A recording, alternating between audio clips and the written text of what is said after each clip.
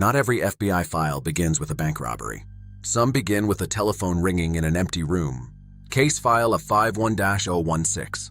The FBI unit that investigated ghost calls. Source classification, folklore. I'm Daniel Mercer. And this file begins with a story that appeared again and again around old American field offices. A telephone line would ring after midnight. An operator would answer, but no one was there. At first, the line sounded dead, then came breathing. A distant voice, sometimes a name, sometimes a location, sometimes a warning. The operator would ask the caller to identify themselves. The voice would continue, slowly, quietly, as if speaking from very far away. Then the line would disconnect. But the strange part came next. According to the stories, technicians could not always identify where the call had originated. In some versions, the number belonged to an abandoned house. In others, the line had been disconnected years earlier. And in the most dramatic accounts, the caller gave information connected to a person who had recently died.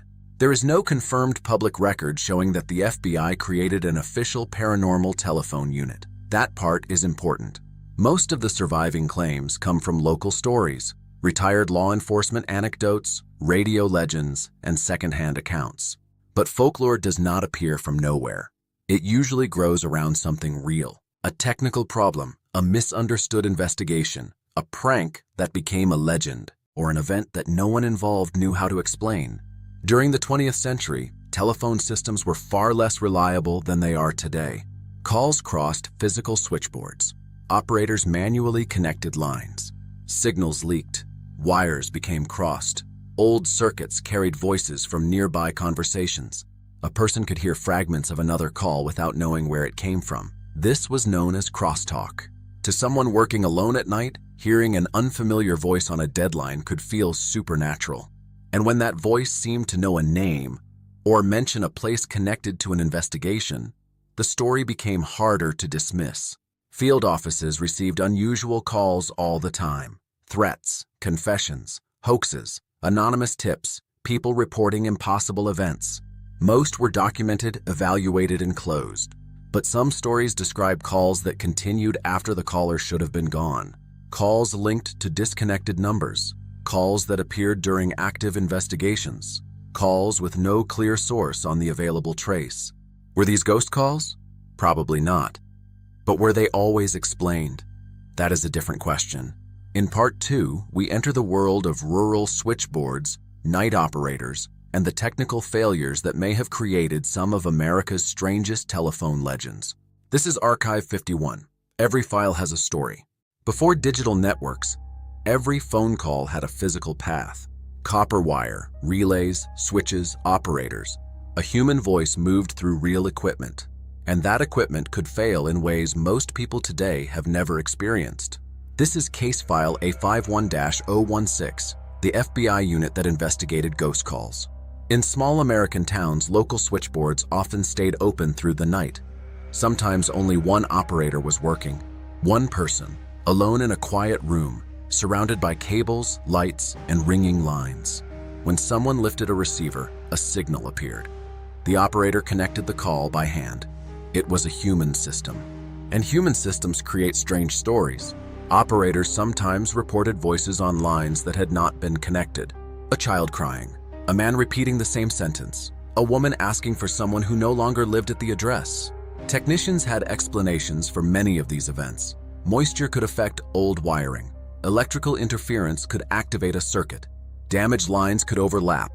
A faulty relay could hold a connection open after both callers had already hung up. But technical language rarely survives in folklore. Signal interference does not become a legend. A dead man called the station does. One repeated story describes a rural operator receiving calls from an abandoned farmhouse. The line was supposedly disconnected, but the switchboard kept showing activity. Every time the operator answered, she heard a low male voice. Most of the words were unclear, but one phrase seemed to repeat, "Check the well." Later versions of the story claim investigators found evidence near an old well behind the property, but no verified case file has been found. The location changes depending on who tells the story. So do the names. That is usually a warning sign. Real events become more precise when records survive. folklore becomes less precise. The details change. The story becomes stronger. Still, retired telephone workers have described genuinely disturbing faults. Receivers ringing with no clear incoming call, voices appearing on test lines, emergency calls cutting into private conversations, signals returning hours after the original call. To a technician, these were system failures.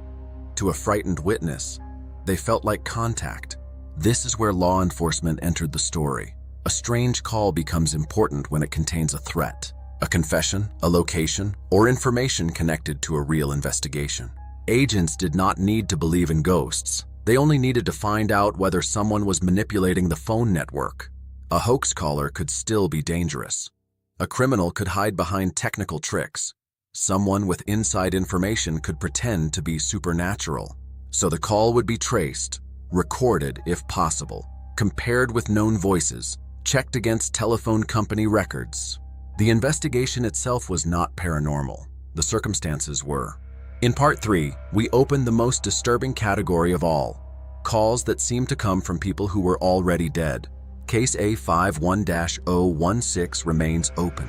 The strongest ghost call stories all contain the same detail. The voice belonged to someone who could not have made the call, a missing person, a dead relative, a victim whose body had not yet been found. This is Part 3 of Case File, a 51-016. The FBI unit that investigated ghost calls. One popular version of the legend begins with a call to a field office. A man gives his name, a road, and the description of a vehicle. Then the line goes silent. Agents check the information. They find the vehicle. Inside, they discover evidence that the caller had died before the call was received. It is a perfect story, almost too perfect. No single verified FBI record matching this exact account has been found. Different versions place the event in different states.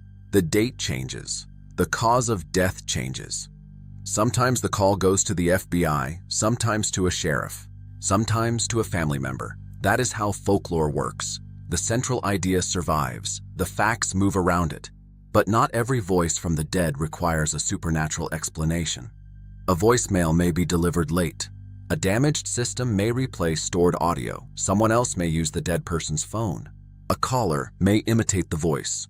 A recording may be edited. Memory can also change after tragedy. A vague call received before a death may feel completely different afterward. Ordinary words suddenly become meaningful. A pause becomes a warning. A wrong number becomes a final message. Human memory does not work like a camera. It rebuilds the event. And grief can change the way that event is rebuilt. But some stories remain difficult to test because no recording survives, only testimony. An operator remembers the voice. An agent writes a short note. A family member insists the caller used a private nickname. Without audio, the voice cannot be examined. Without complete phone records, the call cannot be traced. Without original documents, the claim cannot be confirmed. That does not mean the witness lied. It means the evidence is not strong enough to support the conclusion. Archive 51 labels this case folklore for exactly that reason. The proof is thin, but the story is powerful. These legends survived because they touch a deep human fear. That communication may continue after death. That technology may accidentally open a door. That a telephone may connect not only two places, but two moments. There is another possibility. Some ghost call stories may have involved deliberate manipulation. A suspect hears the voice of someone they fear. A witness receives a call containing private information. A criminal is pressured by someone pretending to speak for the dead. The supernatural becomes a tool, and tools are usually controlled by living people. In the final part, I'll give you my conclusion. What these calls probably were. Why the FBI connection survived. And why these stories still feel believable today. I'm Daniel Mercer. The line is still open. So, did the FBI really have a secret unit that investigated ghost calls? The honest answer is no, at least not based on any reliable public evidence. There is no confirmed unit name, no verified organizational chart, no declassified manual telling agents how to question the dead.